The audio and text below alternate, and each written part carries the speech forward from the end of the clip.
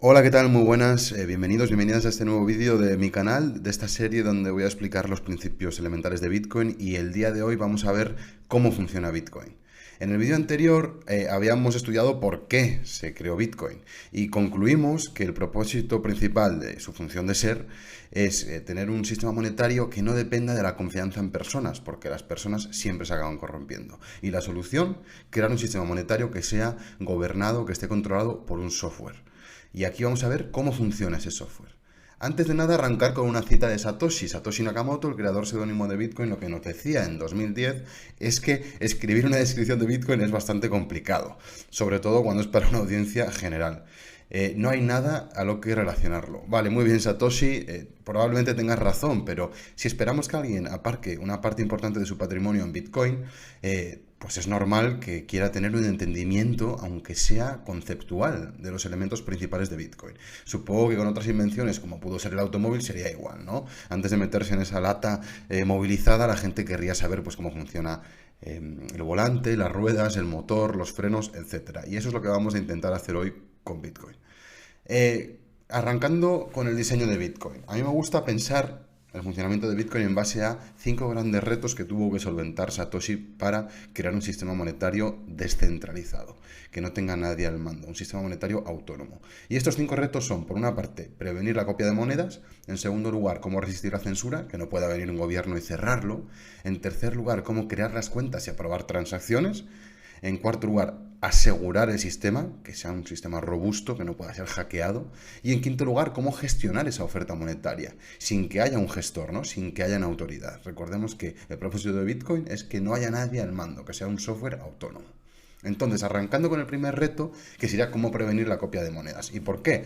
Bueno, pues porque el universo digital, si bien es muy bueno para transmitir cualquier elemento de manera instantánea y prácticamente sin costes, lo cual realmente es una ventaja, nos presenta un problema a la hora de crear un dinero, que es que nos permite hacer copias de cualquier cosa de manera infinita y sin costes. Y esto realmente es un hándicap del universo digital para quien quiera crear un dinero. Imaginémonos que yo pudiera coger mis Bitcoin y hacer 10.000 copias, enviarlo por WhatsApp, enviarlo por correo electrónico, pues no tendría ningún valor, evidentemente, ¿no? Entonces, ¿cómo soluciona esto Satoshi? ¿O cuál es el primer paso en solventar este gran reto?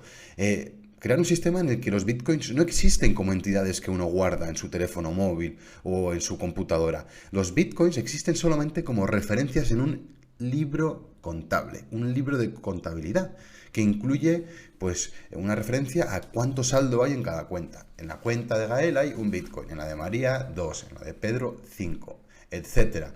Y es más, este libro contable no es un libro convencional, sino que evidentemente es digital y está sellado criptográficamente. Aquí vemos una secuencia de bloques porque en Bitcoin las transacciones que se van realizando, que se van añadiendo al libro contable, vienen en bloques que se encuentran sellados criptográficamente.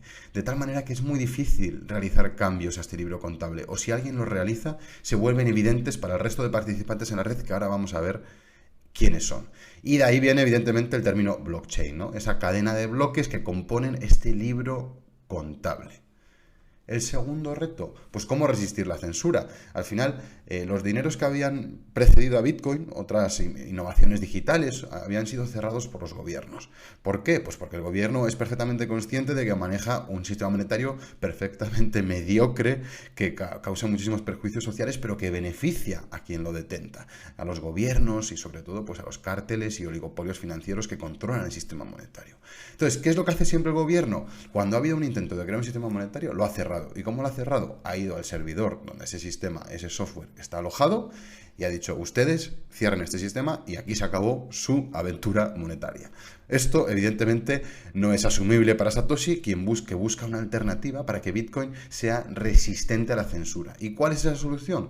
Pues agarrar el software de Bitcoin y copiarlo en una pluralidad de computadoras distribuidas por todo el mundo. Bitcoin es un sistema distribuido. El software no tiene un servidor central que puede cerrarse por parte de un gobierno, sino que se encuentra en miles de computadoras. Creo que la última vez que lo vieran, pues más de 15.000, que están distribuidas por todo el mundo. De tal manera que es imposible que un gobierno pueda cerrarlo. Tendría que ir a cada casa en cada parte del mundo a cerrarlo, lo cual es completamente inviable. Y así tenemos Bitcoin como un sistema distribuido y resistente a la censura.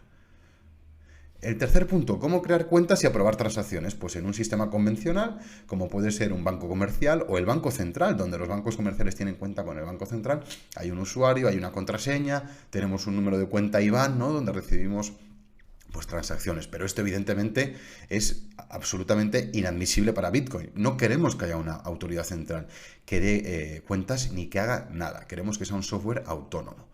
¿Y qué es lo que hace Satoshi para permitir que se creen cuentas y se aprueben transacciones? Utiliza un mecanismo criptográfico conocido como criptografía de llave pública y llave privada, o criptografía asimétrica. ¿Y cómo funciona este mecanismo? Pues cuando yo o cualquier otro usuario quiere crearse una cuenta de Bitcoin, pues para recibir transacciones o para enviar transacciones, el software de manera autónoma, automática, le da una llave pública y una llave privada. Las dos llaves están vinculadas de forma criptográfica. ¿Y cómo funcionan? Pues la llave pública actúa como mi número de cuenta, como mi número de IBAN. Si yo quiero recibir una transacción, comparto con alguien mi llave pública y así puedo recibir los bitcoins. Y mi llave privada actúa como mi contraseña, que el software me pide cuando yo quiero enviar una cantidad de bitcoin. Por ejemplo, quiero pagar un bitcoin a una persona para comprar un coche. Pues necesito tener la llave privada. Si no tengo la llave privada, no puedo realizar el pago. Por eso es elemental custodiarlas con mucho cuidado. ¿Cuál es la magia de todo esto? ¿Y por qué utilizamos el término asimétrica? Porque es imposible derivar la llave privada de la llave pública. Por eso es seguro que yo le dé a Pedro, a Pepito, a María o a quien sea mi llave pública para recibir una transacción, porque es imposible, o mejor dicho, prácticamente imposible que derive mi llave privada. ¿Y por qué digo prácticamente imposible? Pues porque Satoshi aquí se basa en la ley de los grandes números. El número posible de llaves públicas y privadas que crea el software de Bitcoin es tan grande como el número de átomos en el universo. Entonces, esto hace que sea prácticamente inviable que una persona adivine mi llave privada. Sería como que alguien adivine la posición de un átomo en el universo. Y por eso es un mecanismo seguro y autónomo. El cuarto punto, pues cómo actualizar el registro contable, ¿no? Hemos dicho que tenemos un libro de contabilidad que incluye los saldos de cada persona, que ese libro está distribuido y que utiliza la criptografía simétrica para autorizar transacciones, pero ¿quién se encarga de escribir esas transacciones en el registro contable? Pues convencionalmente en un sistema centralizado como el actual, que tantos perjuicios nos ocasiona, hay un contador o un contable que se encarga de escribir las transacciones, ¿no? Hay una autoridad central, normalmente pues un banco, que se encarga de actualizar ese registro contable. Aquí Satoshi no quiere eso, como ya venimos diciendo durante el vídeo, y él lo que utiliza es un mecanismo de nuevo criptográfico conocido como una prueba de trabajo. ¿Y qué es la prueba de trabajo? Pues la prueba de trabajo es algo que de nuevo el software de Bitcoin lanza de manera autónoma y consiste en un reto matemático o un reto criptográfico que está abierto a cualquier persona que participe. Los participantes los llamamos mineros, y lo que nos dice el software de Bitcoin mediante la prueba de trabajo es: ustedes tienen que encontrar un número menor que este objetivo. Y esto es difícil porque, de nuevo, nos apoyamos en la ley de los grandes números y el volumen de números es tan grande que necesitamos usar potencia computacional para adivinarlo. Esto es un poco como, imaginémonos que alguien nos dice, bueno, tienes que lanzar 10 monedas al aire consecutivamente y sacar 10 caras. Pues eso nos va a llevar un esfuerzo. Pues imaginémonos eso, pero aplicado al universo digital, donde ponemos nuestras computadoras a trabajar para encontrar ese número que es tan difícil de encontrar. ¿Y qué es lo que... ¿por qué Satoshi utiliza este mecanismo? Pues porque quiere que la actualización del registro contable tenga un coste asociado. Y que además de ese coste tenga una recompensa. Esto es lo fundamental de la prueba de trabajo. Cuando hablamos o cuando oímos gente que desde la ignorancia critica el consumo energético de Bitcoin, no entiende el mecanismo de seguridad. Lo que el mecanismo de seguridad hace es impone un coste a la actualización del registro de trabajo. Y ahora vamos a ver por qué eso es importante, por qué actualizar el registro contable tiene que tener un coste, y el único coste que le podemos poner en un universo digital es en términos de potencia computacional y electricidad. Vamos a ver ese coste y esa recompensa y por qué Satoshi pone este coste energético a la actualización del registro contable. Entonces, hay 3 motivos claves para entender por qué la prueba de trabajo es tan fundamental. En primer lugar, porque incentiva la actualización legítima, correcta del registro contable. Si yo soy un minero, lo que el software me hace es, me impone un coste, que hemos dicho que es en términos de electricidad, pero también me da una recompensa si actúo de forma honesta, legítima. Si yo sigo las normas del protocolo y incluyo transacciones válidas, recibo una recompensa en términos de nuevos Bitcoin y comisiones de transacción, que habitualmente va a superar mi coste energético. Y así obtengo un beneficio. Se me está incentivando a actualizar legítimamente el registro contable. ¿Qué ocurre si viene alguien que es deshonesto, un parásito, alguien que intenta atacar la red? el protocolo disuade que manipule el registro contable. Si yo llego y soy un minero deshonesto que quiero atacar Bitcoin, el protocolo va a identificar mi ataque y no me va a recompensar con nada. Pero el coste va a seguir estando ahí. Yo para participar en la prueba de trabajo voy a necesitar consumir electricidad. Y así se me está disuadiendo porque no consigo nada, simplemente me ocasiono un daño a mí mismo en términos de este coste de electricidad, pero no consigo dañar la red. Lo mismo si alguien intenta censurar transacciones. Para que Bitcoin funcione correctamente, cualquiera tiene que poder transaccionar, si no sería un fracaso, ¿no? Entonces, ¿qué pasa si un minero intenta censurar a alguien? Si dice, yo no incluyo la transacción de esta persona, pues porque viene de Oriente Medio o de cualquier otro país que no me cae bien, ¿no? Como viene siendo habitual. Pues bien, yo no incluyo la transacción, no gano esas comisiones de transacción de ese usuario, pero el siguiente minero sí que las ganará. Por eso es importante que haya una descentralización en la minería también.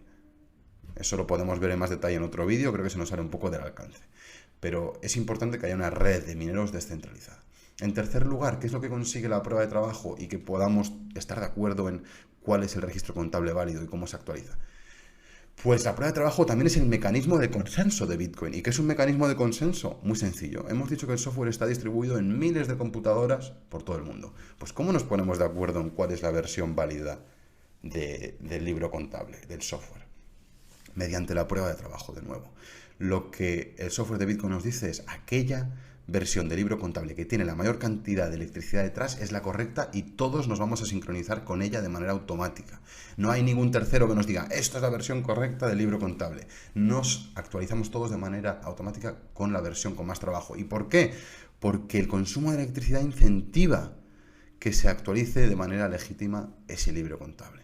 Esto, recalco, siempre que haya una pluralidad de mineros, si hay un monopolio, este mecanismo no funciona y que la mayor parte de la potencia de minería actúe de forma honesta. Pero de nuevo, esto sería un tema para otro vídeo. Por último, ¿cómo se gestiona la oferta monetaria sin una autoridad central? Recordemos que Bitcoin tiene una función de oferta predefinida. Tiende hacia un límite de 21 millones de monedas que vemos aquí en el eje Y. Este es el límite, nadie puede crear más monedas y además tiene una inflación predefinida. Podemos saber, aproximadamente cada 4 años se reduce la tasa de inflación en un 50%. Entonces podemos saber en cada momento futuro cuál es la tasa de inflación. Recordemos del vídeo anterior que está en la descripción y que podéis encontrar en mi canal, que esto es totalmente diferente a cómo funciona el sistema fiat, ¿no? Donde la tasa de inflación veíamos que es absolutamente arbitraria. Hoy la suben al 21%, hace unos años era el 10%, luego la bajan al 5%, luego la vuelven a subir y con todos esos problemas que esto ocasiona, incluida la inflación que vemos ahora mismo totalmente descontrolada, ¿no? Pero bueno, ya estoy divagando. Entonces, la función de oferta de Bitcoin está predefinida. ¿Y cómo se consigue que esta tasa de inflación se mantenga predefinida y se reduzca un 50% cada 4 años? Sobre todo, ¿cómo se consigue esto? Teniendo en cuenta que hay unos mineros que van entrando y saliendo, ¿no? Y que hemos visto que son recompensados con nuevos Bitcoin. Al final así es como se crean los Bitcoin. Pues Bitcoin tiene un mecanismo que se llama el ajuste de la dificultad. Y lo que hace es que mantiene constante la producción de Bitcoins independientemente del número de mineros que entren o que salgan del sistema. Cada 4 años la recompensa de Bitcoin va disminuyéndose y eso está escrito en el protocolo, pero no solo eso, sino que la dificultad está siendo ajustada por el protocolo y así conseguimos que esa tasa de inflación se cumpla, que es la principal virtud de Bitcoin que lo diferencia del sistema monetario vigente. En conclusión, en 2009 Satoshi no se despertó y por la gracia de Dios y la inspiración divina creó Bitcoin de la nada. Satoshi realmente construye Bitcoin sobre los hombros de gigantes, en criptografía, en matemáticas y otras disciplinas. Aquí os he traído los retos, creo que es una buena forma de entenderlo, espero que os sea útil y espero vuestro feedback, pero estos 5 retos que hemos visto tienen su solución, que tiene una inspiración y un trabajo previo enorme. Por ejemplo, la blockchain, que ahora todo el mundo dice, no, no es Bitcoin, es blockchain, bla, bla, bla. Bueno, la blockchain es un invento de los años 80 que no ha tenido ninguna aplicación y que Satoshi sí combina en esta serie de elementos para crear Bitcoin, pero que en realidad es simplemente una estructura de datos que tampoco es revolucionario en sí mismo, ¿no? Lo mismo, el sistema distribuido, pues ya existía BitTorrent, la criptografía simétrica también existía antes de los años 70. La prueba de trabajo, pues la inventó Adam Back, mediante un mecanismo para disuadir el spam a correo electrónico en Hashcash. Y el ajuste de dificultad, hasta donde sé, y corregirme si estoy equivocado, pero creo que sí que es una singularidad de Nakamoto, creo que sí que es algo que inventa él, y que es lo que mantiene esa política monetaria descentralizada y predecible. Muchas gracias por ver el vídeo. Si os ha gustado, pues lo mítico, suscribiros, darle a me gusta, compartirlo y aquí tenéis más información sobre mi trabajo en mi web. Os mando un abrazo y hasta la próxima.